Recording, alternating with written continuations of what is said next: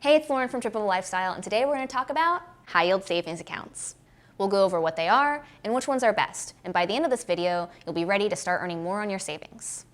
Okay, so what is a high-yield savings account? Basically, it just earns more interest than a regular savings account at your bank, without any additional fees or risk. So you might be thinking, how is that possible? Sounds a little too good to be true, right? Well, the reason these banks can get away with paying so much more than traditional banks is pretty straightforward. They have no branches, so their overhead's lower. In fact, almost all banks offering high-yield savings accounts are online only. So how do you get your money out? Well, most of these banks will offer free electronic funds transfers. Basically, you can just send money to your checking account at your local bank. Just be aware it can take 1 to 3 business days. Aside from free EFTs, you also want to make sure whatever account you choose has no balance minimums, no direct deposit requirement, and no fees for normal use, transferring money to and from your checking account a few times a month. You also want to make sure that whatever account you pick is FDIC insured. Almost all of them are. 2 of my favorite banks that meet all these requirements are Barclays and Ally.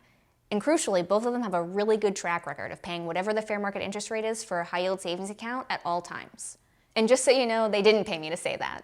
Okay, so what kind of interest rate should you expect from one of these things? Right now, most high-yield savings accounts are paying somewhere around 1.8% as of September 2022. But it's important to realize that these rates change all the time. What's considered a good rate today could be a crappy rate tomorrow.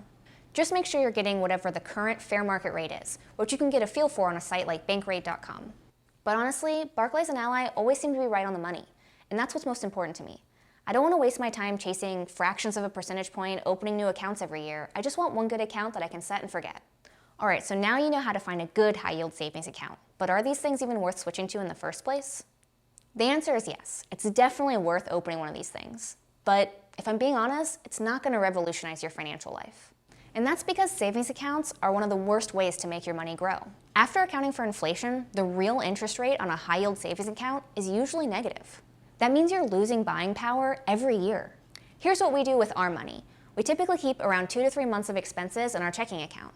Then we keep another 6 to 12 months of expenses in our high-yield savings account as an emergency fund. Beyond that, all of the rest of our money is invested so it can grow. Investments, like stock market index funds or rental properties, have the potential to return way more than a savings account.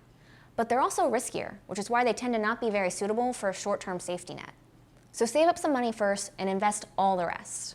And remember, you can save and invest a lot faster if you can keep your expenses low.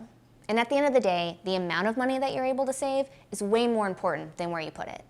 You can check out more tips for saving and investing money on our blog. And don't forget to like this video and subscribe to our channel. If you like this kind of stuff, don't forget to subscribe or follow along on your favorite social media platform.